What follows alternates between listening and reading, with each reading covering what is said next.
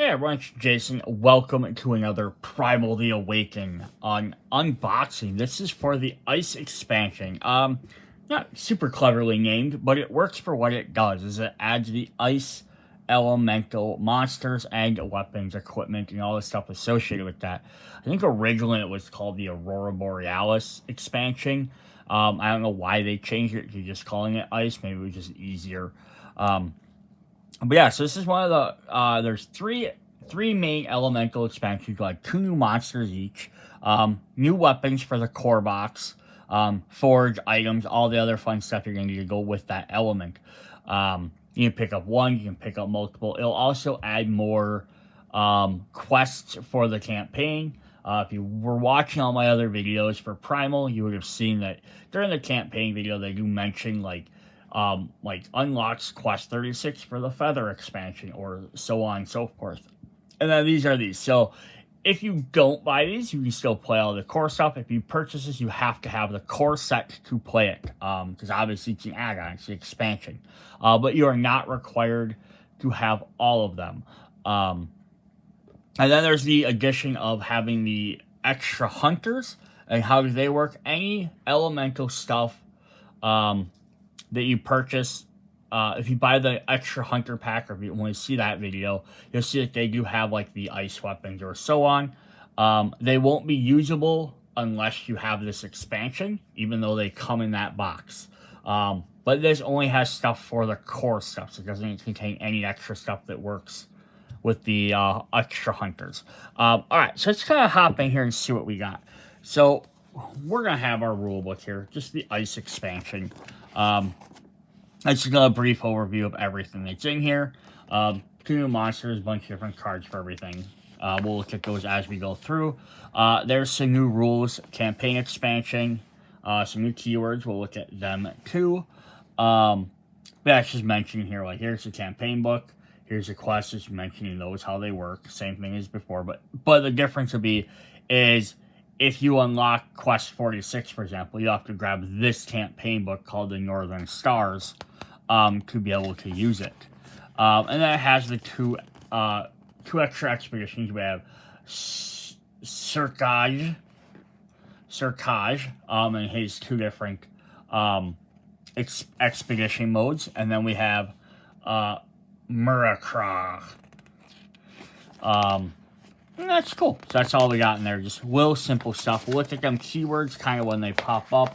And then we do have the campaign expansion. We will also have some brand new campaign rewards, which we'll look at the end of the video. I'll do that after the monsters. We're going to go through the items first, the new weapons, the new armor and equipment, look at the forge and all that stuff. Then we'll look at the 2 monsters. We'll do the campaign stuff last, in case you want to skip that.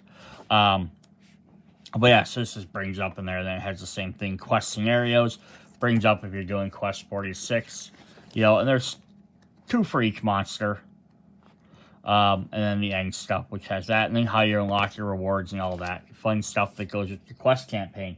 Again, that's called the Northern Stars. It's kind of weird though, it's like the last 4 here have a different name, but that's what it is. So I'm going to hop right into this. We're just going to get right into our new equipment. So we are going to get brand new forges for all of these. So we have the Ice Forge, level 1, 2, and 3, which will unlock the new weapons for each of the, again, the main core characters, as well as the 2 new armors and the 2 new accessories or items. And then what everything costs. So I'm going to set those off to the side. Let's hop in and let's look at Garen's weapon. Garion? The Great Sword. Zoom this back out just a tad. Alright, so we have ice. We've seen plenty of guys in the initial core set that had weaknesses to ice.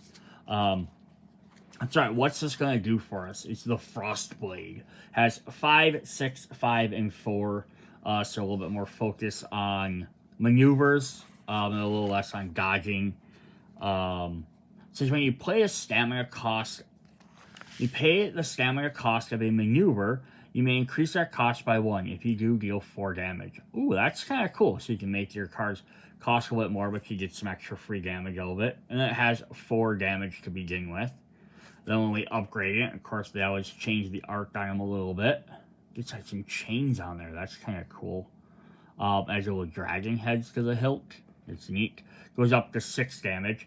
Notably, this is interesting. It also changes the amounts. Now we have 7 and 3, so it's focusing more on maneuvering and even less on dodging. And when you pay the stamina cost of a maneuver, you may increase that by 1 if you do inflict slow or deal 6 damage. Slow is a brand new keyword, so let's go ahead and look at what that does before we get too far into this. Slow. When you inflict slow, place a slowed token on the monster board to indicate the monster is slowed. While the monster is slowed, do not refill its behavior slot when you resolve a behavior card. Then at the end of your turn, remove the slowed token, refill any empty behavior cards to top cards. Oh, that's kind of neat. So they don't auto-fill after you complete them. What does a slow token look like? It's going to be one of these two. It's going to be this one right here. It's like a foot, monstery foot. It's kind of like not moving, maybe like a little bit ice around it. That's a neat mechanic. I'm sitting here thinking there's some guys are like, oh, their behaviors are just too crazy. This might be a solution for that. But again, I don't know how quickly you unlock these expansions. All right, then level 3, we have, look at that. Big giant dragon on the end. Some giant spikes in there. At the top, that's no longer even a sword. That's just a bunch of knives sticking out. Same exact stats on the side. When you pay a stamina cost of a blue, maneuver you may increase it by 1 if you do inflict slow and 9 damage. Crazy. So yes, it goes from just dealing 4, which is what your weapon is, to now doing 6, which is what your weapon is, or inflicting slow. So you have an option. And then last one, it's going to do both, slow and 9 damage. That's pretty crazy. Alright, for Mira's bows, we have the North Law, which is all kind of like fur covered. Kind of makes sense if you're cold. 6, 6, 4, and 4. So it has a little bit of different stats. When you pay the stamina cost of a card with aim, you may increase that cost by 1 if you do inflict slow.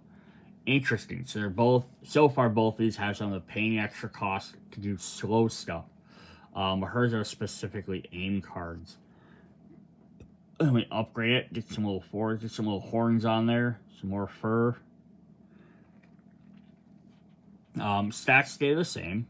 Right? Do this stay the same? Yep. 6, 6, 4, 4. Yep. Okay. If you play 3 blue in a row, draw 1. When you pay the stamina cost of the card with aim, you may increase it if you do inflict slow. Interesting. And that goes up to 6 damage, and the final one goes up to 7 damage.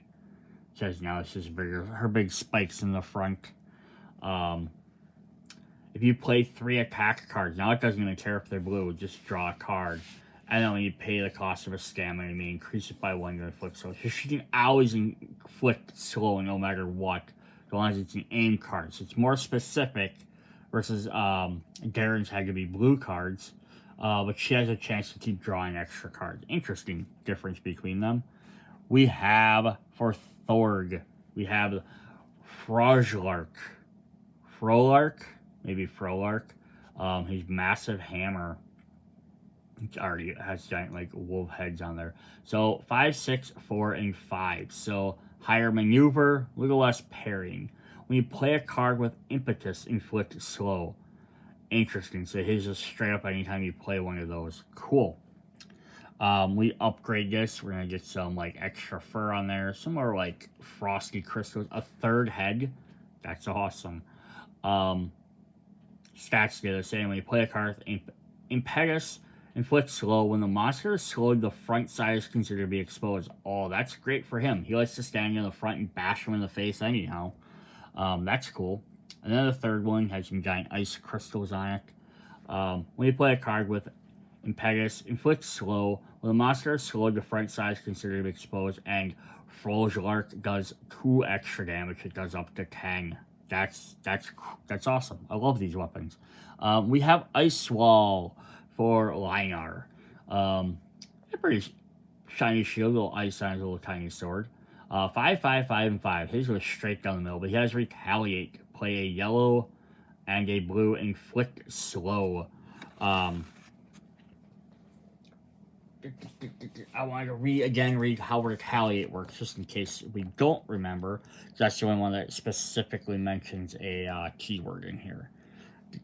Retaliate. Okay, when a keyword, a card text ability begins with a keyword followed by a specific color requirement. Whenever you suffer damage, you may reveal the corresponding colors. So, I know it had to go if he took damage. I couldn't remember exactly how it triggers. Yeah, he has to reveal a yellow and a blue, and he can inflict slow. But he has to wait till he takes damage. But that's his whole gimmick, is taking damage, so it's fine. What kind of sword is that? It's like a tri-sword now. It's up to 5 damage. Cool patterns are forming on there. To retaliate, he does 2 damage and inflicts slow, so now he's going to deal more damage back. And then just his last one now, just gets this giant dragon head on the front.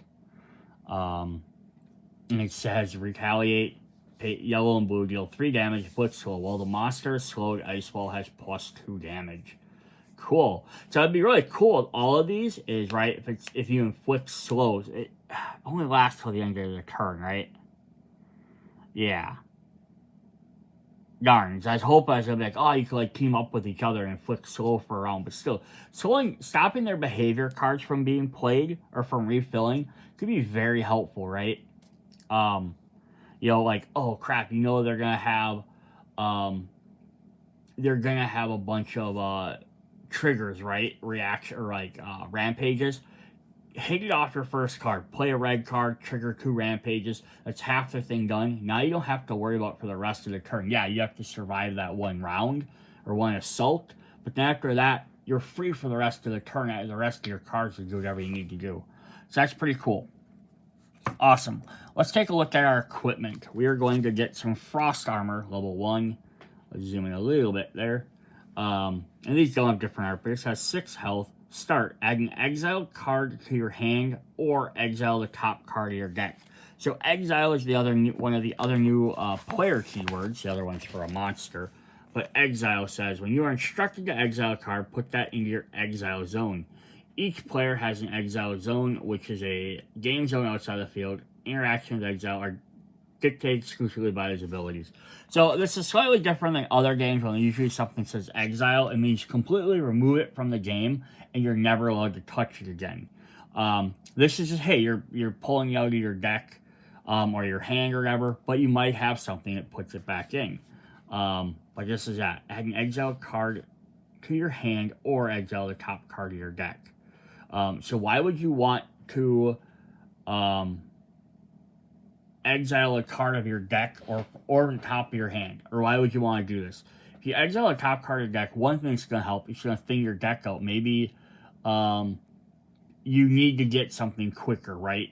Or you put a card on there like, I don't really need this card. It's not helping me. Like, it's a yellow parry card. And this monster doesn't really need to be parried at all. But I need to be drawing more red or blue cards. You could exile your yellow cards and just get them out of the way for the moment, right?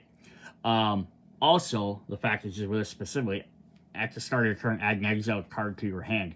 Exile the top card of your hand, top card of your deck. If you know it's on there, now you know what card that is, and you can go ahead and play it. Like, right away, you get it so you can have it when you know you need it.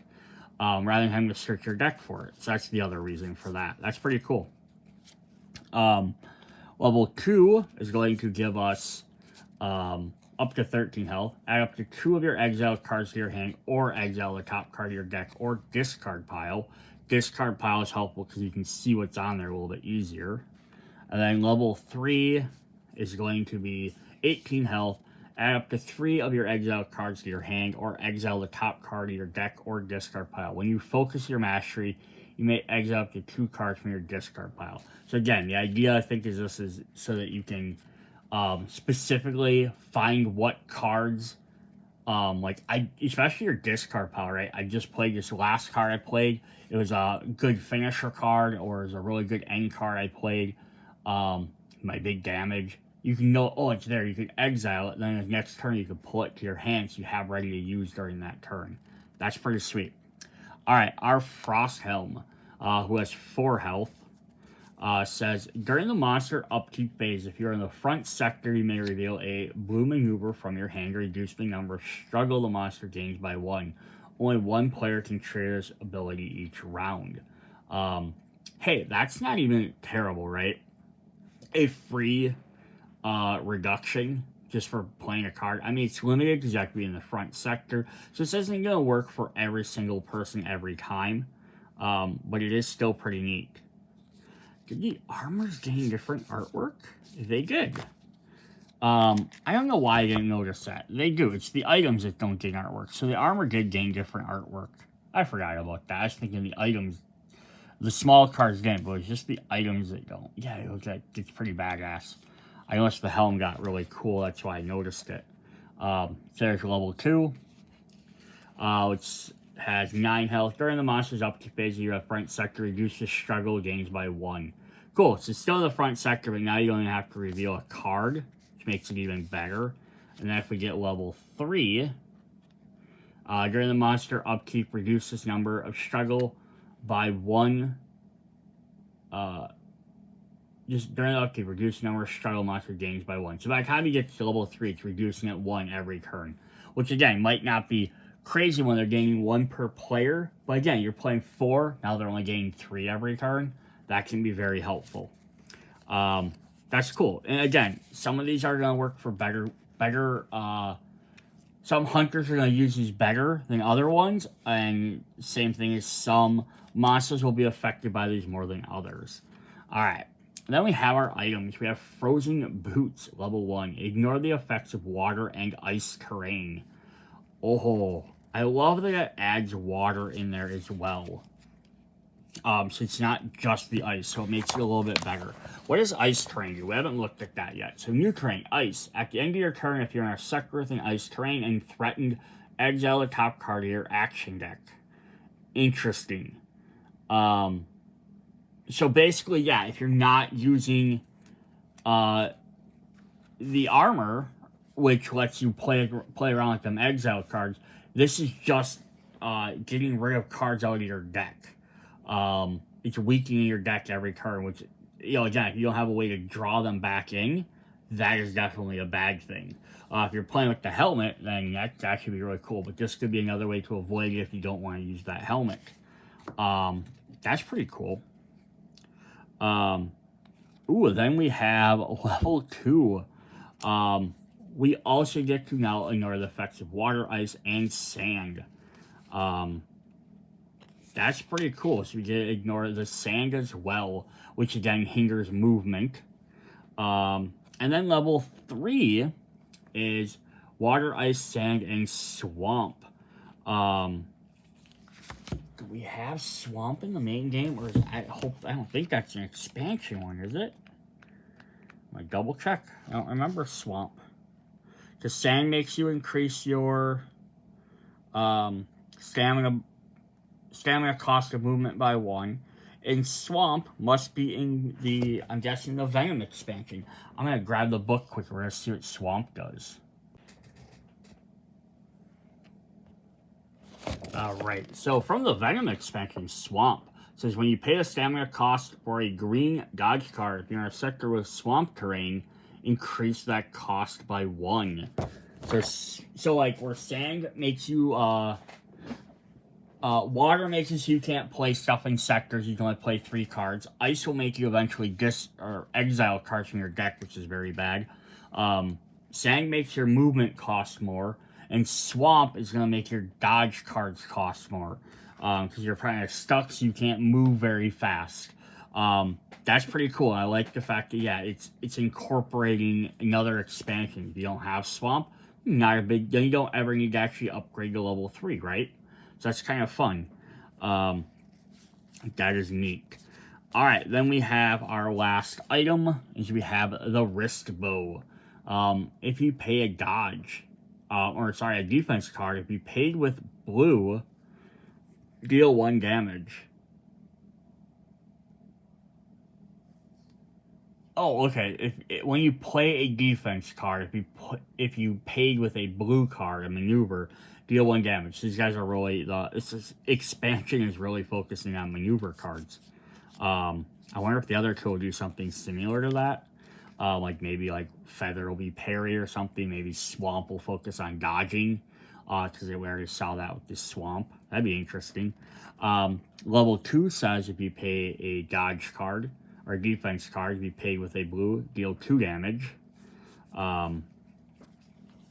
And then level 3 lets you pay and you can get 3 damage.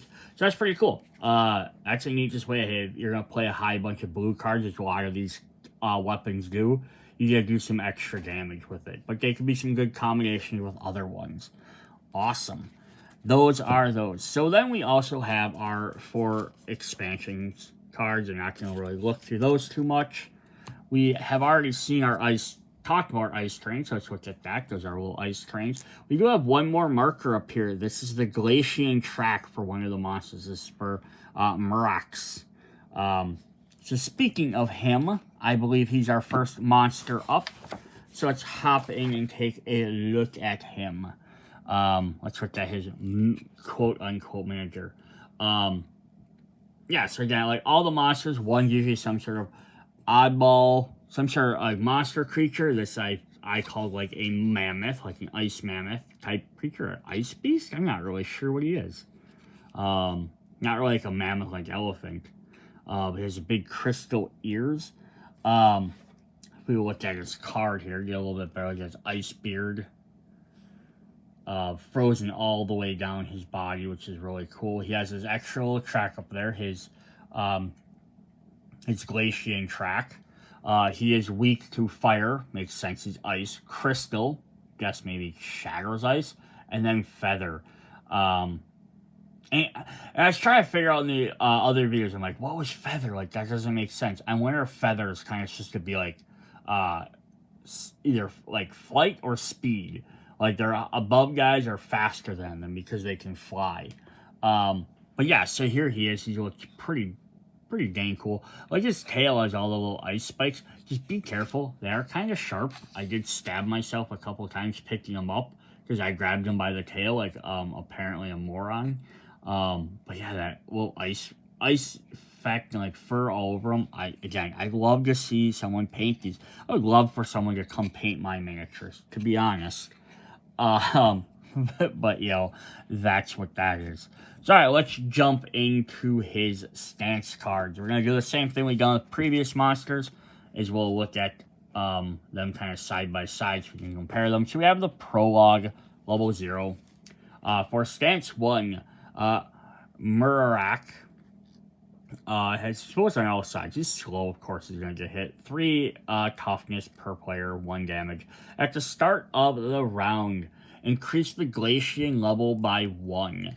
So I don't know if it said anything extra about this Glacian level other than it just being there. Track down a monster over the course of the game. Each time instructor increase it by X, move it X space. So some monsters will affect it. Okay. So at the start of the first round, it increases it by 1. Alright, then we have stance number 2. Goes up to 4 toughness. When revealed, increase the Glacian level by 1. And then we jump to stance number 3. It has increased, when revealed, increase the Glacian level by 1 and place Winter's Embrace on top of the behavior deck. Okay, cool. So Winter's Embrace is going to be one of his special cards. I'm going to grab that quick. I can find it. Winter's Embrace.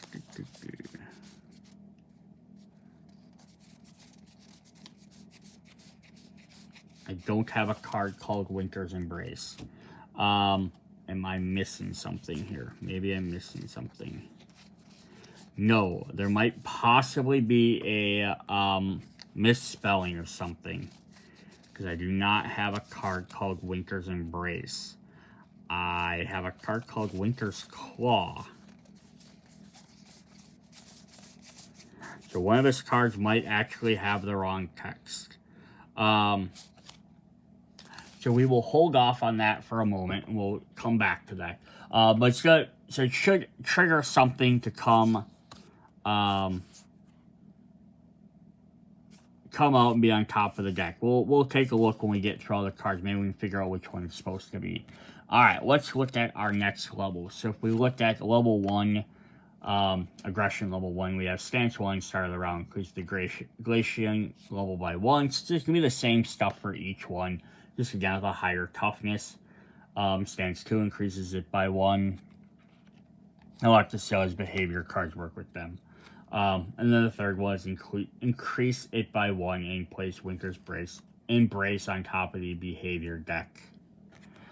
Alright, then if we get to stance 2, or sorry, level 2, stance 1, same thing. He has up to 12 toughness and he does 2 damage. Stance 2 increases his counter. And stance 3, same thing. Does the same thing for all 3 of them. Hope the last one changes up. Usually the last one changes a little bit. Aggression level 3, now he has 20 toughness. Okay, yeah, so here in stance 2, now we're going to get increased negation, and he gains 1 struggle per player. That's cool. And then in 3, increase it and put Winter's Embrace on top of the behavior deck.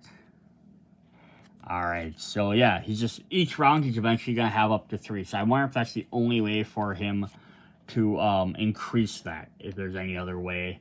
So in stance 1, his first peril is Frost Breath, permanent and immune to blind, which means you can't cover this. When a behavior card with Frost is revealed, each player takes the top card of their deck and places it face down in front of them. That card occupies the first spot of their next sequence. Ooh, that's cool. So like freezes essentially their first hole, so they can't use it. But it's face down, so they don't know what it's going to do. The harder level, probably the exact same thing. Yep, each player takes the top card of their thing. But whenever a Frost is revealed, when a behavior card with Frost, but each player takes the top card of their deck, face down from them. This card occupies the first slot in their next two. I wonder what happens if more than one is revealed. And it's going to keep triggering. That'd be interesting to find out. For level 2, we have Lethal Freeze, which is also permanent. Unleash. Each player exiles the top card of their deck. That's not a good thing. When a player exiles a card, if that player's exiled 7 cards, they are KO'd.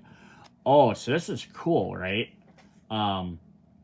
So if this is out and you're using that Frost Helmet or Frost Armor, which lets you exile cards, you could have to worry about potentially exiling yourself if you're not careful.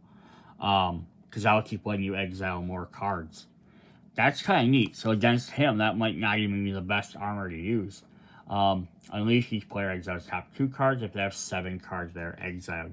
Because yeah, there's not a monster exiled and you that exiled separate cards. Our objective is warm up. So this goes in stance 1 is permanent. Pay 2 blue. You may place up to 2 of your exiled cards on top of your deck. Okay. So at least that's fair, right? He's going to keep potentially exiling your cards.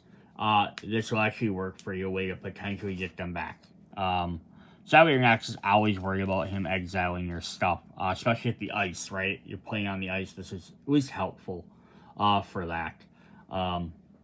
Back into your deck. So is the first one back on top of your deck, and then the harder one is just into your deck. So then you don't even know where they're going to be. That's interesting. That's cool. I'm going to check on that card. Just see if it said anything in the book quick.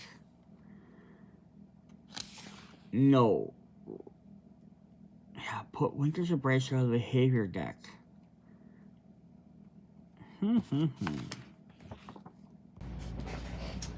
Aha, I found the issue on why I could not find Winter's Embrace. I had the monster cards mixed up. So I was looking in the other monster's deck. So I'll explain. So we'll start with Winter's Embrace to begin with, since that's the one you'll automatically pull up for. So they're both front attacking, triggering cards. So the easier one has Frost on it, so I'll trigger that effect with the, when it's revealed, each player can top card of the deck face down, and puts it in their slot. I still don't know if that triggers, if it happens multiple times. Frost rises up from the ground, trapping everything in its icy grasp. grip, and boost 1. The active player skips their movement phase this turn. And then the harder one is the same thing. All players skip their movement in the same phase this round. So that's not good, because that means everyone's going to get threatened because they can't move. With the exception of if they have some other way of moving. Because there are other cards that will give them options to move. They just don't have the movement phase. So there's ways to get unthreatened. Yeah, so when you flip over, go out, stance 3, that'll automatically come out and trigger. Then we have, at the end of the attrition phase, we're going to trigger Permafrost. The active player exiles X cards from the top of their deck, where X is equal to the Glacian level, unless that player has 4 or more face-up action cards in their sequence. Ooh, that's interesting. So basically, if you don't play 4 cards, they're going to freeze you. So that's kind of the idea, is right? Exile is freezing you, and it's freezing some of your cards out. So yeah, if you're moving around, then it's probably not a big deal, but then yeah, if you're slow. And then the other one is the same effect, except active player becomes threatened. At the end of the round. So this guy's triggering interesting so far. Again, he's slower, so he's triggering later on stuff. That also has Frost. The Great Freeze descends, still and lethal, on the battlefield. It envelops you, as frightening as the darkness between the stars. 2 boost. All players exile the top X cards of their deck, where X is equal to the Glacian level. These cards are just going to get worse as the game progresses. And then boost 1. Now that all players exile the top card, where X is equal to the Glacian level. So it just triggers quicker. Interesting. If he rotates at all, he turns somewhere, he is going to Frozen Tail. That's usually what that card means. They swing their tail around. Each player in the rear sector suffers an attack unless they reveal a blue maneuver from their hand. And this one's going to say each player suffers in the same thing. If there are no players in their rear sector, the target the flank sectors instead. Cool. If you're in front of him, he's going to try and eat you. He's going to do Shield Break. Mamurrak gains struggle per player -1. Parry cards do not count for attrition check this turn. Ooh, interesting. So he's going to shut down your yellow cards. And the other one, he gains 1 struggle per player. The active player skips their movement phase, and parry cards do not count for attrition. We have a green dodge, or just in the harder one, just a general defense card. So trigger a little bit quicker. Inexorable Winter. Mamurrak gains struggle equal to the number of active player cards exiled. Oh, that's awesome. I mean, again, that's not good, but that's awesome. I love it as an effect. And then that one, same thing, it just triggers quicker. If you're in the front sector, he's really going to punish you for being in the front of him. We have Imposing Presence. The active player takes a Disrupt token, which chances your maneuver effect. If that player suffers attrition damage this turn, they suffer ×2 instead of a regular attack. Oh boy. Then the harder one is all players take a Disrupt token. And then if a player suffers attrition damage this round, they suffer an attack. Interesting. Interesting. If he rotates again, he gets to now hit you with his Massive Tail. Each player in the rear sector suffers an attack unless they discard a blue card from their hand. If there are no players in the rear sector, the flank sectors target instead.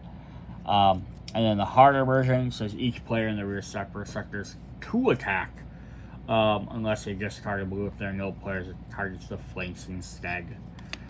Cool. Ooh, we got choices here. Either when you play a green defense or you empty your hand. Interesting. He's going to have Deep Roar. If Mamurrak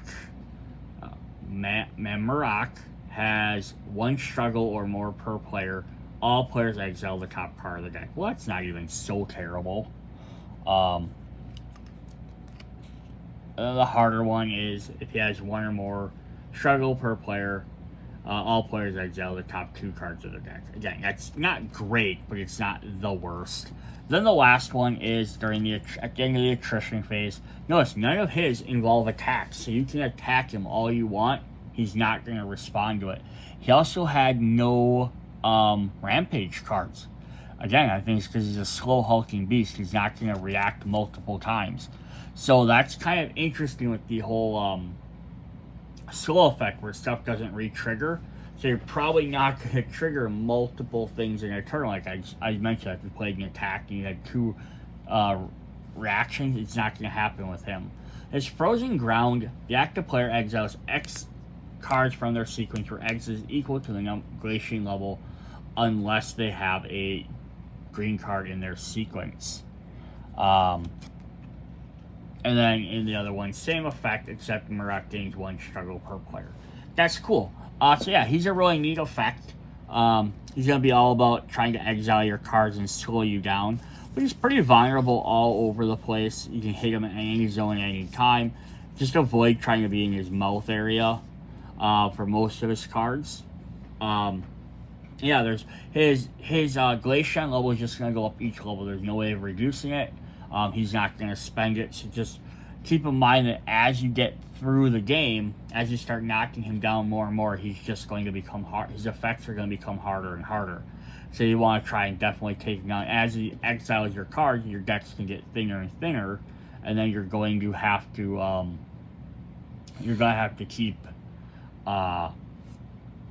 keep trying to get cards back and spend time doing that rather than attacking him, or you're going to have to take damage because as your deck gets thinner and thinner, you're going to cycle through it quicker and take your weapon damage, your fatigue damage. So that's pretty cool.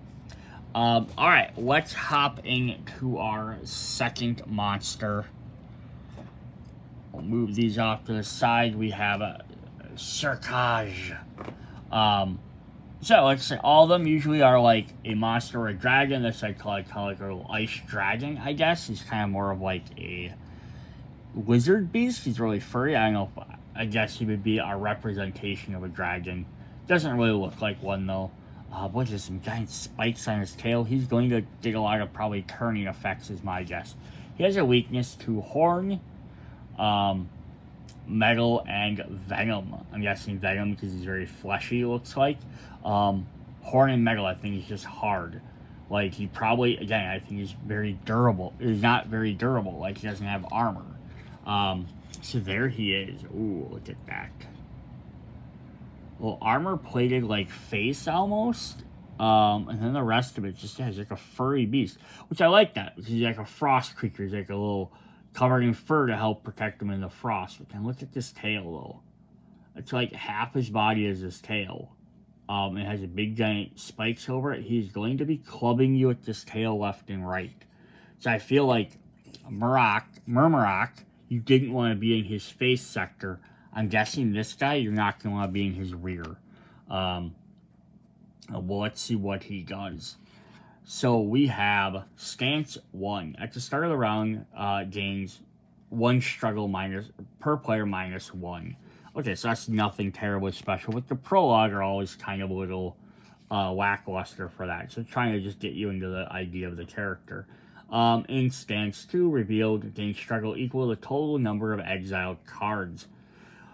Oh, he's going to unleash a bunch. That's what's going to happen. Oh, boy. And like Stance 3, gains struggle equal to the total number of exiled cards.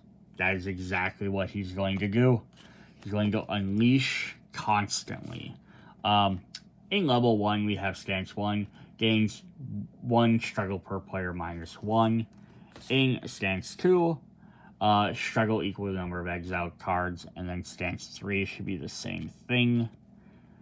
He's not super tough, like 6, 9. But that's, of course, it always goes up way higher once you get into the higher levels. Alright, in level 2, aggression level 2, he's at 13 toughness. Now he just gains 1 struggle per player right off the bat. Stance 2, exile equal total number of exiled cards. And then stance 3, same thing. Cool. So upgrades, you have a bunch of exiling effects.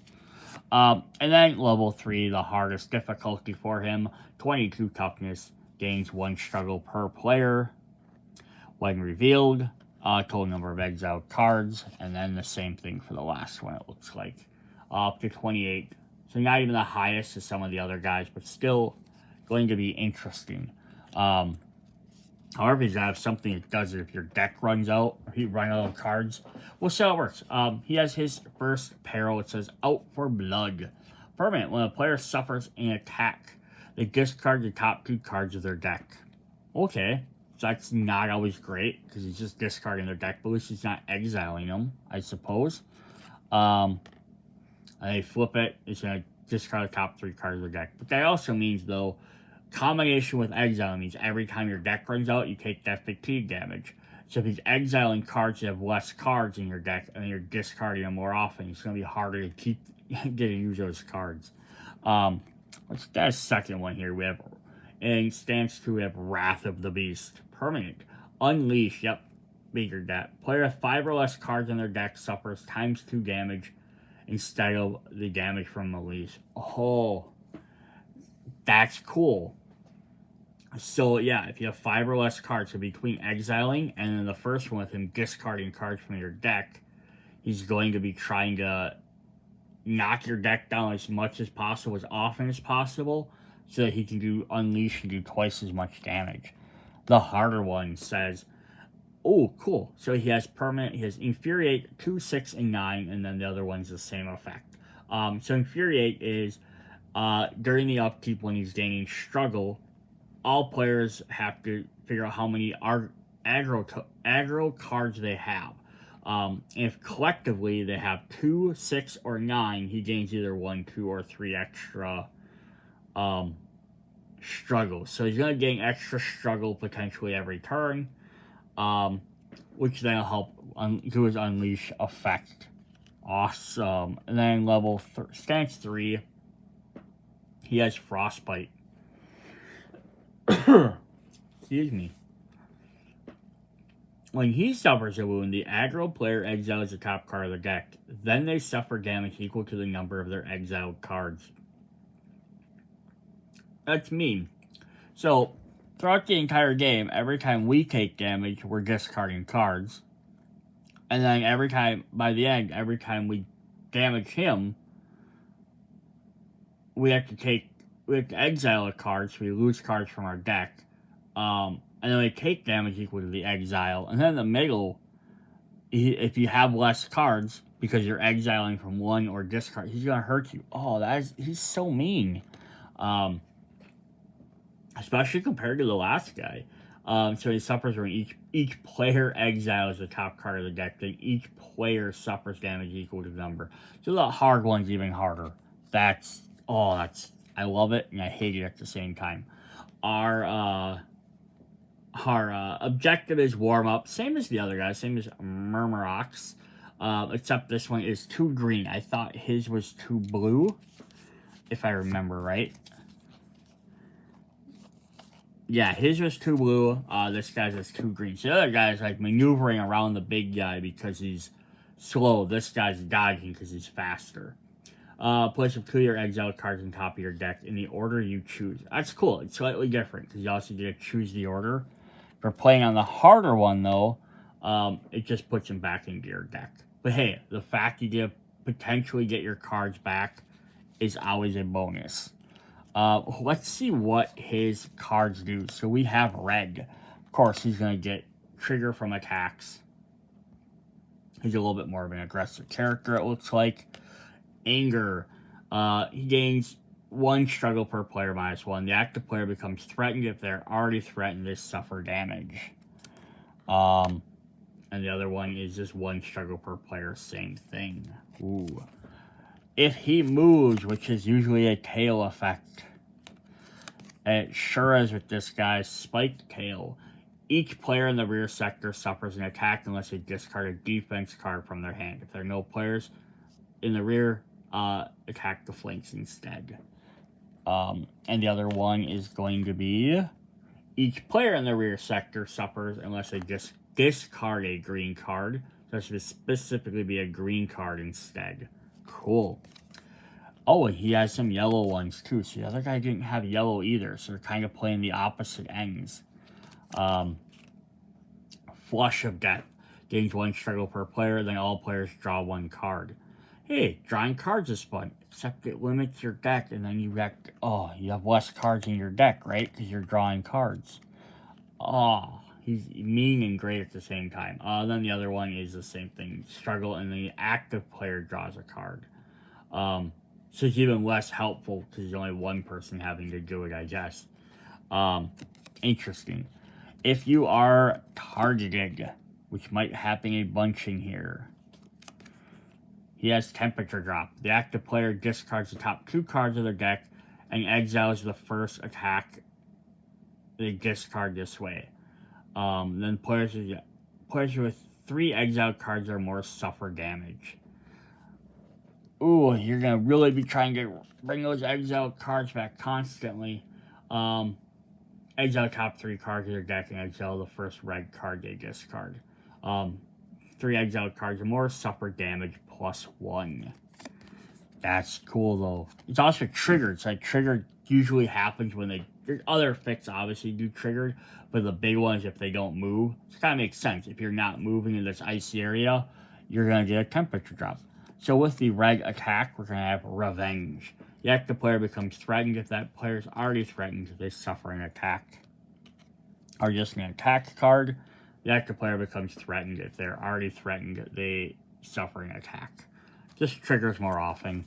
If you're in his mouth area in the front sector, he's going to bite you with his Frost Jaws.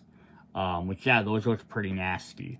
If the active player has 5 or less cards in their deck, they suffer an attack and exile the top card of their deck. If the round marker is at 5 or higher, he becomes vulnerable.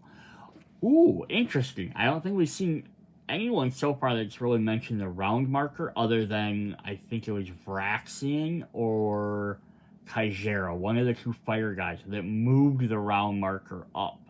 But otherwise I haven't seen one that changes. It's just kind of like the longer you go, he becomes easier to beat. Potentially. Boost 1. During the action phase of this turn, active player must either play defense as a first card or suffer an attack. Oh, that's mean too. And then the other one's the same thing, except it's +1 damage and exile the top card of the deck, and the realm marker's at 6 or higher. So a little bit longer. And then Boost 1. During the action phase of this turn, has to play a yellow card. So just a lot harder effects. At the end of the attrition phase, he is going to have Biting Cold. The red color of the blood and the white of the frost sparkled on the tips of its fangs. Boost. The active player exiles the top card of their deck. Same thing, except all players exile the top card of their deck. Then we have Bloodthirsty. So we do have a Rampage trigger. I already read what it said. We have a Rampage card called Bloodthirst. Sirkaaj. Turns to the players who currently sustain the most damage. That player suffers an attack unless they discard a dodge green card. Then the harder version is players with 5 or less cards in their deck suffer an attack. Then he does that same effect. Crazy. Their final behavior card for him is in the red, which will say Winter Claw. The active player suffers an attack unless they discard a defense from their hand. If the player has 3 or more exiled cards, they suffer an attack +1 instead. And then the harder version, the active player must discard a yellow card. If there's 2 exiled or more, they suffer. Ooh, so it's going to hit even more often. Yeah, so he's going to focus even more on exiling your cards and just doing damage to you. He's not going to play around with other little counters and doing this and that. It's just his thing is straight up, I'm exiling your cards, and then if you don't have cards in your deck, or if you have too many cards exiled, I am going to just attack you. Like, basically, that's the idea. It's the idea of like being slowed down, you're getting too cold, so you have less actions to do. Like that's your deck, your action deck. Essentially, you have less to do because you're getting too cold. And he's taking advantage of it. Cold doesn't affect him. He's gonna keep moving and smacking you every time you get colder and colder. And eventually, if you get exiled too many cards and you don't have a way of bringing them back, you're gonna pay for it, right? You're gonna keep you're going to pay for it because you're gonna have less stuff. So it's definitely where this Frost Armor would be helpful if you're gonna fight him, especially exile card. Add an exiled card to your hand, or the top exile card of your deck. So basically, he keeps exiling at the start of your turn. You can keep always bringing at least one back, no matter what. Also, the boots would help as well because they'd ignore the ice effect, which makes you exile if you stay on top of them. So yeah, doing both of those would be super helpful. I just want to look at their things. So yeah, if you look at both of their expeditions, all 4 of them have ice in all 4 sectors. And there's no way of getting rid of the ice. So yeah, you're going to constantly have to deal with that ice effect of if you end your turn in a sector with ice, you exile the top card of your deck. If you're threatened. So basically, if you keep moving through the ice, you're fine. But again, if you stop in that area or you become threatened with another thing, you're going to keep exiling. And this guy threatens you a ton. Alright, so we have 2 more secret you can't pay any things to go through. So there are spoilers ahead if you don't want to see these. Like the campaign cards and stuff. Thanks for joining. Thanks for watching my video. See you guys in the next ones. Otherwise, stick around and we're going to hop into those. Alright, so last call for spoilers. We're going to look at the 2 cards for the Awakened. So if you're not familiar for whatever reason, I don't know why you wouldn't be, but he's, of course, the boss of the game. And when you play against him, you get instinct behavior cards, which are cards represented by all the other monsters of the game. So each expansion is going to add 2 more. So at the end of the turn, we'll be able to add Frost Breath from Mamurrak. Says each player takes the top card of their deck, places it face down from them. The card occupies the first slot in their next sequence. So this would it works a little bit differently than his, but it's definitely going to be a crazy card to add in to playing against the boss, right? Then the other one would be a rampaging effect, which would be Bloodthirst for Sirkaaj. Players with 5 cards or less in their deck suffer an attack. Then the Awakening turns to the player who is currently sustaining the most damage. That player suffers an attack unless they discard a green card from their hand. So this isn't going to trigger as much as it does for Sirkaaj because he has the exile, so he's going to constantly exile stuff. But still, the fact is, if this hits at the right time, all of a sudden now he gets to hit a guy that has less than 5 cards in their deck, that's going to definitely hurt. But even just that, if this the first part's kind of be a pain to begin with. But that's fun that we get 2 new cards for the Awakening to add into his group.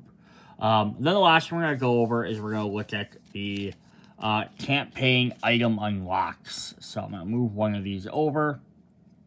So card number 34, so it'll be an item, and then it'll go 34 up through 38. So there's only 4 different ones. It's because there's a bunch of copies of some of them. We'll see though. So we have Ancestor's Gift. This will get unlocked. It's a legendary, which means it counts as all element types. Set up, place 3 counters on Ancestor's Gift. Action, remove a counter from this to draw a card. It's kind of neat. So yeah, if you don't want to use like the boots or the wrist bow gauntlet, you want to just, hey, maybe I need more card drawing. That's helpful. But the legendary part also makes a good deal because it acts as any element. So you can definitely trigger more elemental weaknesses that way. Alright, up next we have 2 copies of a new potion. Yandarax. Consume. Exile a card from your hand. Each weapon gets plus 3 damage for each of your exiled cards until the end of this round. Or your weapon gets plus 3 damage. This is kind of neat, because like, if you're not using it with like the Frost Armor or fighting one of the Frost one of the two Frost guys here where you have ways to bring their exiling cards back. It's interesting because, again, you're only going to be able to do it once. But it says for each of your exiled cards. So if you only have this potion, you're not playing with the ice or anything else, just by itself, this is probably pretty weak. But again, if you're playing with ice or you're playing with these other guys or have ways to exile cards, so this could get very, very strong very quick, right? Also, you're playing against Sirkaaj and he's exiling half your deck. You have 10 cards exiled, right? Also, you play this, now you get 3. For each your exile cards, now your attack's doing 30 damage, right? That could be very helpful. That's cool. Then we have Northern Star. Setup. Place 2 counters on Northern Star. When you suffer attrition damage, you may exile the top card of your deck to prevent that damage. If you do, remove a counter from Northern Star. Neat. Just a way to avoid some attrition. Again, without the way to bring exiled cards back, this is not always the best. But again, if you're only going to at most eliminate 2 cards, it could be a way to thin your deck out. Maybe you get other cards you need more often. Could be an interesting strategy. We have Ice. Nice little dagger here. When you avoid attrition damage, you may exile a card from your hand to deal damage equal to your weapon level for each card in your sequence. Ooh, this could be fun depending on who you're playing as, how you can get sequence cards out. And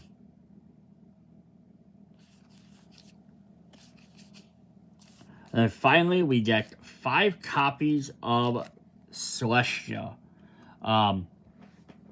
So it says consume. If the current attrition level is 1 or lower, heal 15 damage. And attrition level, I believe, is the top card of the attrition discard pile. So it's somewhat like, why do we have 5 copies? Every other potion we tend to get from the campaign stuff for that, we only got 2 copies. But why do we get 5 of this? Because when you get the extra hunter spend, you can play up to a 5-player game.